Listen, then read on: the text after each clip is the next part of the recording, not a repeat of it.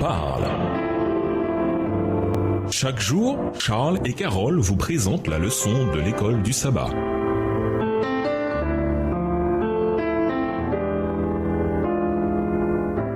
Bienvenue dans votre émission Dieu nous parle. Nous voilà à la leçon 5 allant du 24 au 30 octobre.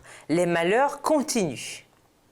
Étude de la semaine, Jérémie 23, les versets 14 et 15, Jérémie 20, Acte 2, le verset 37, Job 3, Jérémie 18, les versets 1 à 10, Jérémie 18, les versets 18 à 23. Verset à mémoriser. Tu m'as dupé, Seigneur, et je me suis laissé duper. Tu m'as saisi et tu l'as emporté. Je suis sans cesse en butte à la dérision. Tout le monde se moque de moi. Jérémie 20, verset 7. Une chose que quiconque suit le Seigneur depuis quelque temps apprend, c'est que croire en Jésus et chercher à faire sa volonté ne garantit pas que la vie se passera sans encombre. Après tout, comme il est dit, d'ailleurs, tous ceux qui veulent vivre pieusement en Jésus-Christ seront persécutés. 2 Timothée 3, le verset 12. C'est une vérité que Jérémie était en train d'apprendre pour lui-même. Cependant, ce que notre foi peut faire pour nous dans l'épreuve, c'est nous donner une plus grande compréhension grâce à laquelle nous pouvons trouver l'équilibre de nos difficultés. Autrement dit, quand des souffrances et des épreuves injustes surviennent, et pas de doute, beaucoup sont vraiment injustes, nous ne sommes pas livrés à nous-mêmes avec un sentiment d'inutilité et de non-sens, comme ceux qui ne connaissent pas le Seigneur. Nous savons quelque chose du tableau d'ensemble et de l'espoir ultime que Dieu nous offre, peu importe le degré de tristesse que nous apporte le présent. Et nous pouvons tirer de la force de cette compréhension et de cette espérance. Jérémie connaissait bien cette situation, même si parfois il semblait l'oublier et se concentrer seulement sur ses malheurs. Et nous vous laissons avec la pensée du jour. La souffrance que Jérémie a endurée pour son peuple était inégalée à cette époque. En ces temps de la fin, priez pour demander à Dieu l'onction de son Saint-Esprit. Nous pouvons nous aussi sentir ce feu en nous qui nous aidera à vaincre l'ennemi. Au revoir. Et à demain si Dieu veut. Dieu nous parle. C'était Dieu nous parle, présenté par Charles et Carole.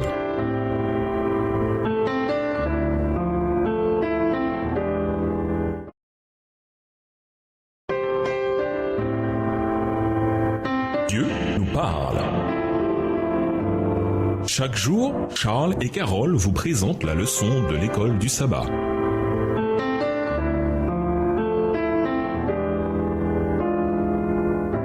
Bienvenue dans votre émission Dieu nous parle. Nous voilà dimanche 25 octobre, des prêtres et des prophètes impies. Nous sommes à plus de 2000 ans de Juda chronologiquement. Culturellement et socialement, nous sommes peut-être plus éloignés encore. Il nous est donc difficile de comprendre tout ce qui se passait au temps de Jérémie. Quand ils lisent la Bible, en particulier les avertissements et les menaces sévères que Dieu prononçait contre le peuple, beaucoup de gens pensent que le Seigneur est décrit ici comme dur, méchant et vindicatif. Pourtant, c'est une mauvaise compréhension basée seulement sur une lecture superficielle des textes. Au contraire, ce que révèle l'Ancien Testament est la même chose que le Nouveau.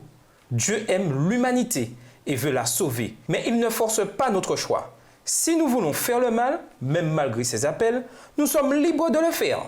Simplement, nous devons nous rappeler non seulement des conséquences, mais aussi des avertissements que nous avons reçus à l'avance. Citez quelques-uns des péchés que le Seigneur devait gérer en Juda. Citez quelques-uns des péchés contre lesquels Jérémie prophétisait. Lisons Jérémie 23, les versets 14 et 15 et Jérémie 5, les versets 26 à 31. Jérémie 23, les versets 14 et 15. « Mais dans les prophètes de Jérusalem, j'ai vu des choses horribles. Ils sont adultères, ils marchent dans le mensonge, ils fortifient les mains des méchants, afin qu'aucun ne revienne de sa méchanceté. Ils sont tous à mes yeux comme Sodome et les habitants de Jérusalem comme Gomorrhe. C'est pourquoi ainsi parle l'Éternel des armées sur les prophètes. Voici, je vais les nourrir d'absinthe, et je leur ferai boire des eaux empoisonnées, car c'est par les prophètes de Jérusalem que l'impiété s'est répandue dans tout le pays. » Jérémie 5, les versets 26 à 31. « Car il se trouve parmi mon peuple des méchants, ils épient comme l'oiseleur, qui dressent des pièges, ils tendent des filets et prennent des hommes. Comme une cage est remplie d'oiseaux, leurs maisons sont remplies de fraude. C'est ainsi qu'ils deviennent puissants et riches. Ils s'engraissent, ils sont brillants d'embonpoint. Ils dépassent toute mesure dans le mal. Ils ne défendent pas la cause de l'orphelin, et ils prospèrent. Ils ne font pas droit aux indigents. Ne châtierai-je pas ces choses-là, dit l'Éternel? Ne me vengerai-je pas d'une pareille nation?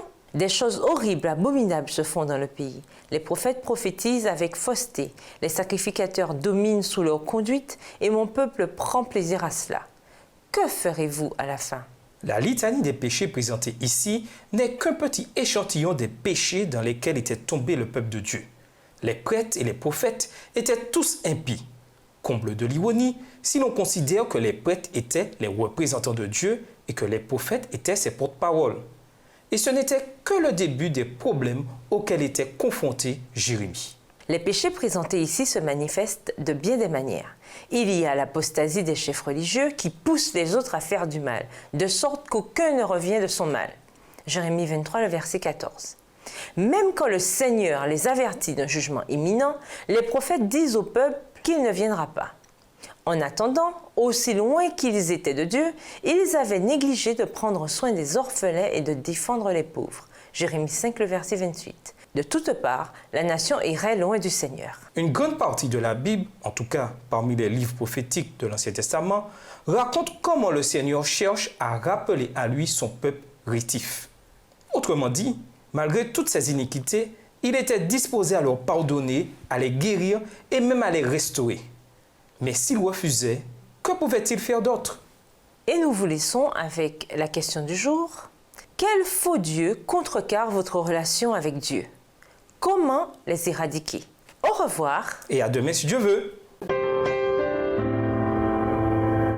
Dieu nous parle. C'était Dieu nous parle, présenté par Charles et Carole.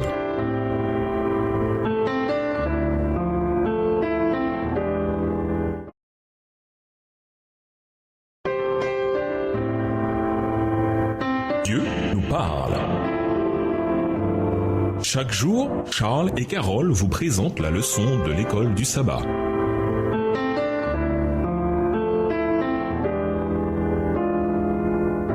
Bienvenue dans votre émission. Dieu nous parle. Nous voilà au lundi 26 octobre. Jérémie au pilori. Le travail des prophètes a toujours été de transmettre le message de Dieu et non de tenir les comptes du nombre de personnes qui l'acceptaient ou le rejetaient. En général, le nombre de ceux qui acceptent ce que le prophète prêche sur le moment est faible. Par exemple, même si nous ignorons combien d'habitants il y avait sur Terre au temps de Noé, on peut supposer raisonnablement que la majorité n'était pas très réceptive, étant donné le petit nombre qui est entré dans l'arche. Tout au long de l'histoire sacrée, cela semble être une constante. Lisons Jérémie 20, les versets 1 à 6. Quel genre d'accueil son message a-t-il reçu? Jérémie 20, les versets 1 à 6. Pachour, fils d'Imer, sacrificateur et inspecteur en chef dans la maison de l'Éternel, entendit Jérémie qui prophétisait ces choses. Et Pachour frappa Jérémie le prophète et le mit dans la prison qui était à la porte supérieure de Benjamin, dans la maison de l'Éternel. Mais le lendemain, Pachour fit sortir Jérémie de prison. Et Jérémie lui dit, « Ce n'est pas le nom de Pachour que l'Éternel te donne, c'est celui de Magor Missabib. Car ainsi parle l'Éternel, voici je te livrerai à la terreur, toi et tous tes amis, ils tomberont par l'épée de leurs ennemis et tes yeux le verront. Je livrerai aussi tout Juda entre les mains du roi de Babylone, qui les emmènera captifs à Babylone et les frappera de l'épée. Je livrerai toutes les richesses de cette ville, tout le produit de son travail, tout ce qu'elle a de précieux. Je livrerai tous les trésors des rois de Juda entre les mains de leurs ennemis, qui les pilleront, les enlèveront et les transporteront à Babylone. Et toi, Pachour, et tous ceux qui demeurent dans ta maison, vous irez en captivité. Tu iras à Babylone, et là tu mourras, et là tu seras enterré, toi et tous tes amis auxquels tu as prophétisé le mensonge. Afin de mieux comprendre ce qui se joue ici, il vaut mieux lire simplement quelles étaient les paroles que Jérémie avait prophétisées. Ces paroles qui lui ont attiré des ennuis avec un haut fonctionnaire. Dans Jérémie 19, nous avons une partie de cette prophétie. Dieu va amener ici un malheur. Jérémie 19, verset 3. Il va faire en sorte que le peuple tombe sous l'épée. Leurs cadavres seront mangés par les oiseaux et les animaux. Jérémie 19, verset 7. Et il les fera devenir cannibales. Jérémie 19, verset 9. C'est sûr, personne n'a dû être content d'être le sujet d'une telle prophétie. Mais en tant que chef, Pachur en fut particulièrement offensé. Comme pour la plupart des gens, sa première réaction a été de rejeter le message. Après tout, qui voudrait croire quelque chose d'aussi horrible? Mais au-delà de cela, Pachur s'est servi de sa position et a commis l'erreur de punir le messager. Il a fait battre Jérémie conformément à la loi, Deutéronome 25, les versets 1 à 3, et l'a cloué au pilori. Même si Pachur l'a libéré le lendemain, cette expérience douloureuse et humiliante n'a pas arrêté Jérémie qui a continué à délivrer sa prophétie, mais cette fois non seulement contre Juda, mais précisément sur Pachur et sa propre famille. Bientôt, le destin de Pachur et de sa famille allait devenir un exemple effroyable pour tous ceux qui les verraient dans les chaînes de la captivité. C'est également la première fois dans le livre de Jérémie qu'il est fait mention de Babylone comme destination de l'exil. Les chapitres et même les sections de chapitres ne sont pas dans l'ordre chronologique. Imaginez que vous entendez une prophétie similaire prononcée contre vous. Quelle serait votre réaction initiale selon vous? Et quelle devrait-elle être? Oui, d'ailleurs, quelle doit-elle être? Voir Acte 2, verset 37. Et nous vous laissons avec la question du jour. Que faire pour échapper à la tribulation prédite par Jérémie? Au revoir. Et à demain si Dieu veut. Dieu nous parle. C'était Dieu nous parle, présenté par Charles et Carole.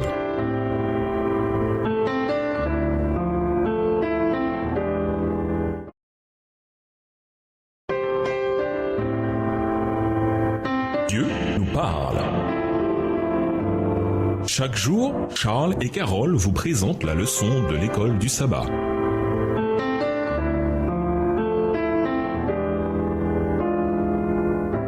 Bienvenue dans votre émission Dieu nous parle.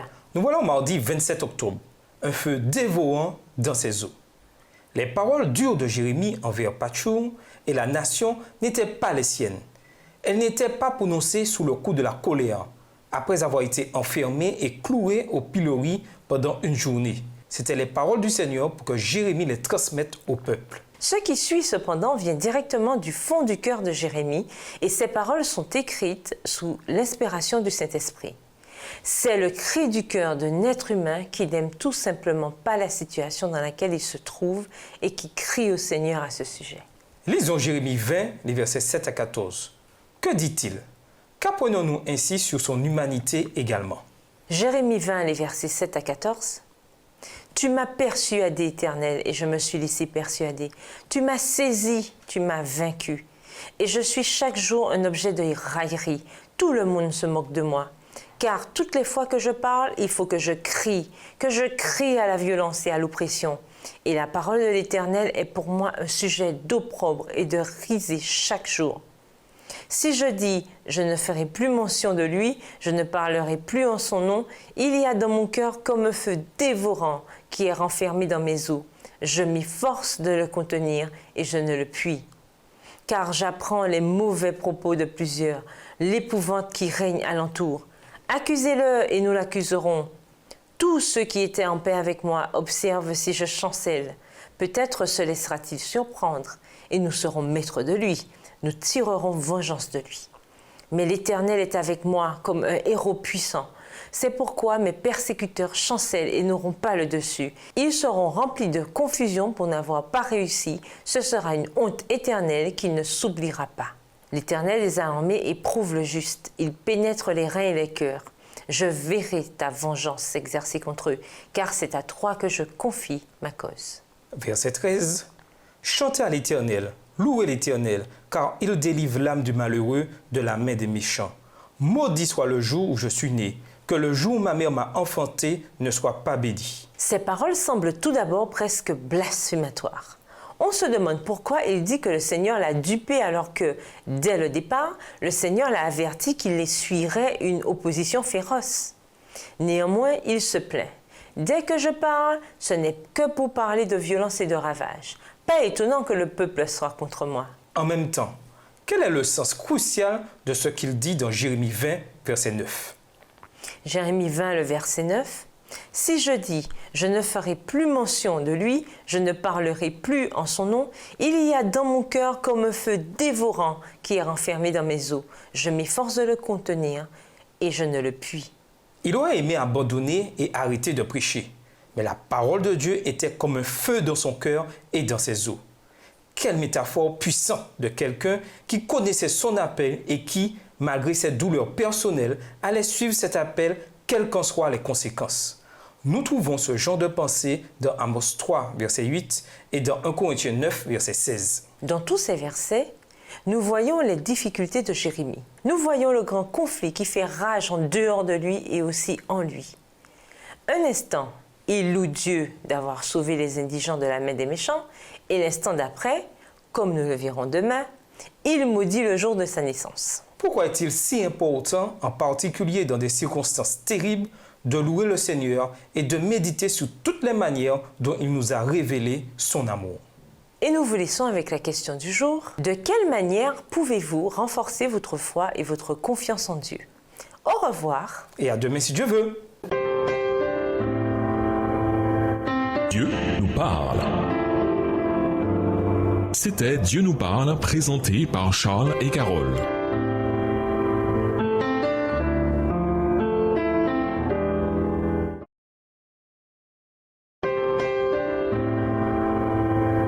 Dieu nous parle. Chaque jour, Charles et Carole vous présentent la leçon de l'école du sabbat.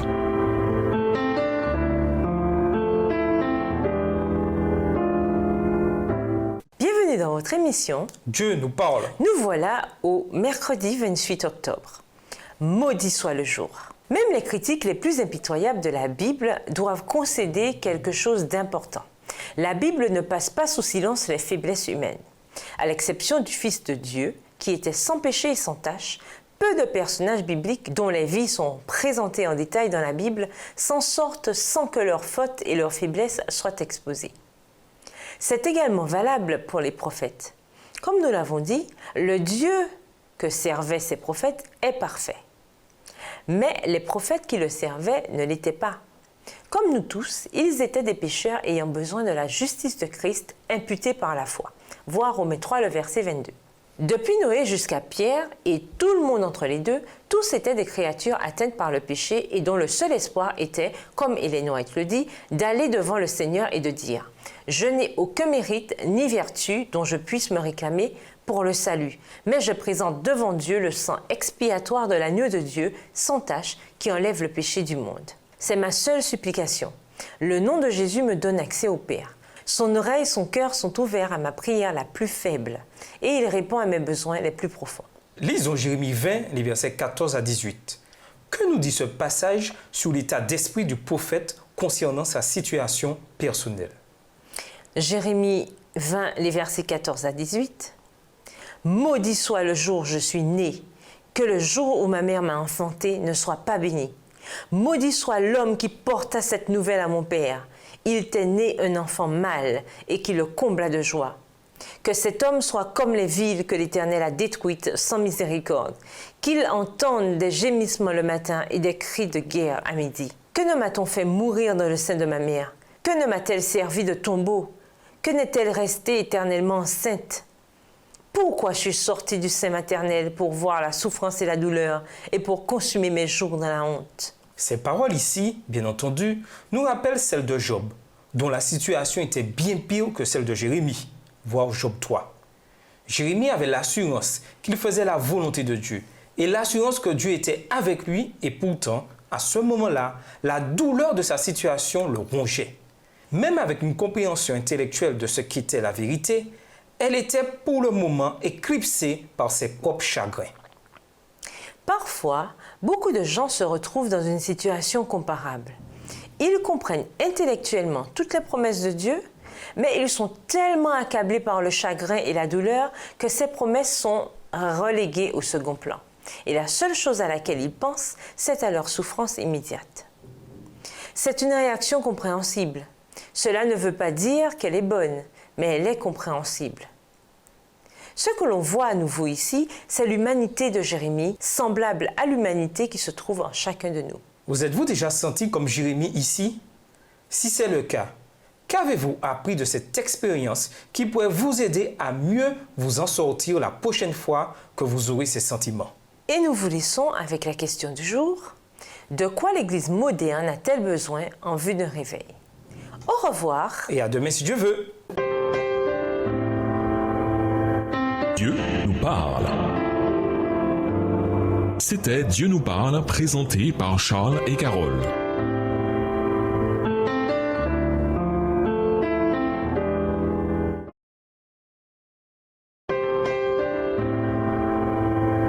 Dieu nous parle. Chaque jour, Charles et Carole vous présentent la leçon de l'école du sabbat.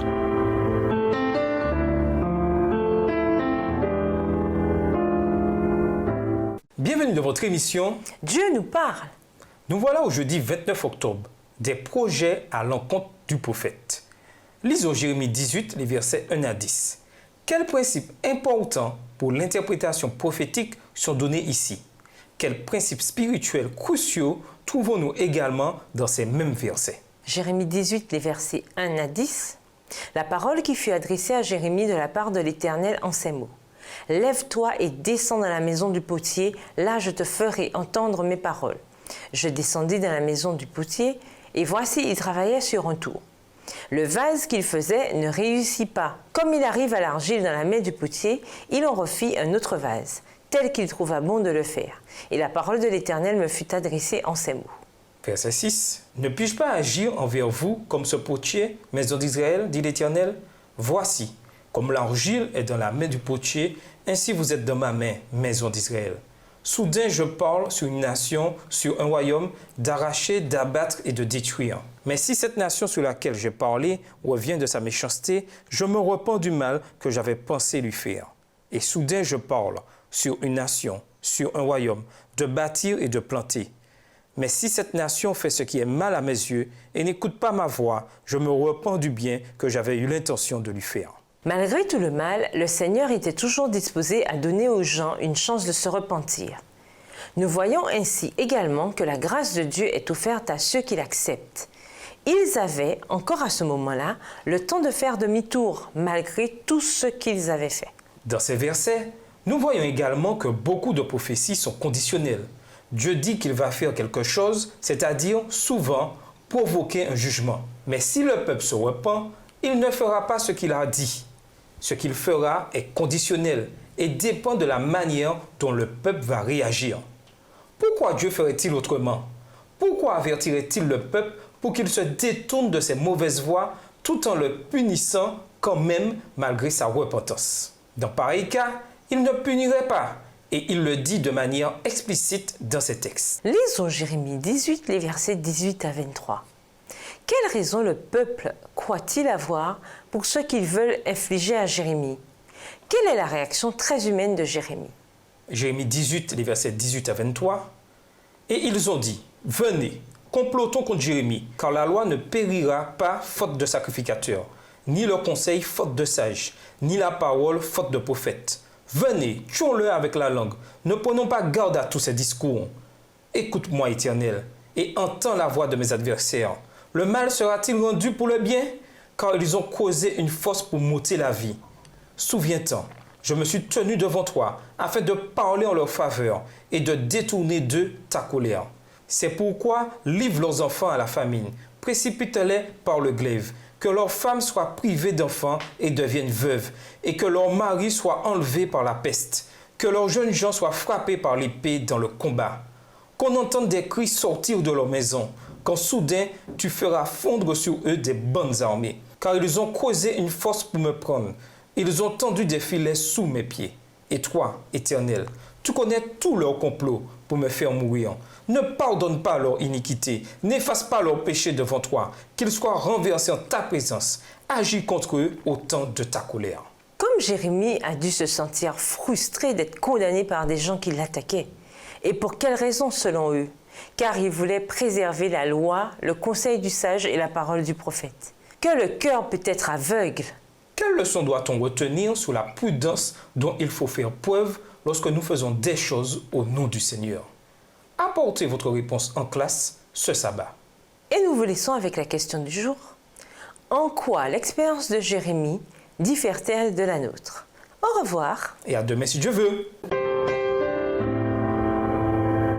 Dieu nous parle. C'était Dieu nous parle, présenté par Charles et Carole.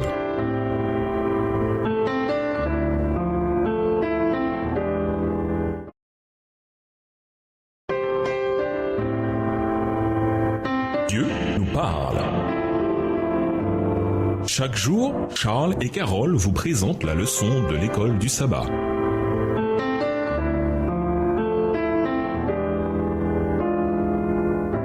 Bienvenue dans votre émission. Dieu nous parle. Nous voilà au vendredi 30 octobre. Pour aller plus loin. Dans Jérémie 18, les versets 11 à 17, le Seigneur est en train de dire à son peuple d'arrêter de faire ce qu'ils font. Le verset 11 dit que chacun de vous revienne de sa voie mauvaise. Réformez vos voies et vos agissements. Au verset 12, le Seigneur dit qu'il sait déjà qu'ils ne vont pas écouter ses avertissements et ses demandes, mais que chacun va persister à marcher selon l'obstination de son cœur mauvais. Le Seigneur leur dit ensuite ce qu'il va faire à cause de leur désobéissance. C'est l'une des nombreuses occasions dans la Bible qui montre que la préscience qu'a Dieu de notre libre arbitre n'empiète en aucune manière sur ce libre arbitre.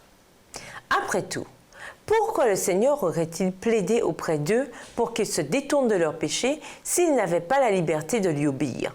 Pourquoi de même les punirait-il de leur désobéissance s'ils n'avaient pas la liberté d'obéir?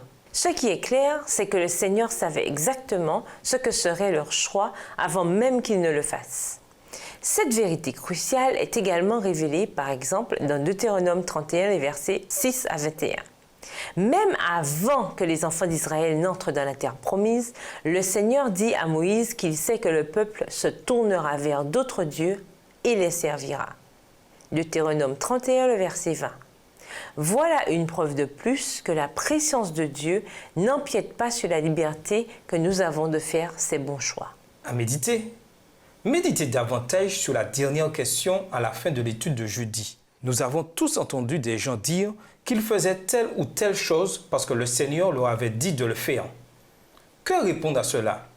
Bien évidemment, le Seigneur nous guide, mais comment mettre cette direction à l'épreuve pour s'assurer qu'elle vient vraiment du Seigneur?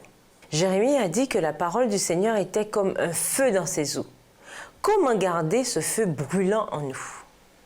Qu'y a-t-il dans les versets que nous avons vus cette semaine qui nous permettent de comprendre en quoi consiste le réveil et la réforme? Après tout, n'est-ce pas ce que le Seigneur cherchait à initier chez son peuple? Par exemple, pourquoi le sentiment de notre propre état de péché est-il si important pour le réveil? En gardant cela à l'esprit, pourquoi la croix et l'espérance qu'elle offre doit-elle être centrale pour le réveil également? Pour conclure, au cours des derniers jours de liberté d'Israël, Jérémie avait pour mission d'appeler les Israélites à la repentance. De même, notre mission aujourd'hui consiste à proclamer le retour de Jésus à nos semblables. Pour ce faire, nous devons brûler spirituellement. Nous pouvons allumer un tel feu par la prière, l'exercice de notre foi et le partage de la parole de Dieu. Si nous doutons de notre capacité à le faire, rappelons-nous que Dieu a promis de nous guider. Il ne faut surtout pas se taire dans un monde rempli de peur, un monde qui cherche un avenir et une espérance. Au revoir. Et à demain si Dieu veut. Dieu nous parle. C'était Dieu nous parle, présenté par Charles et Carole.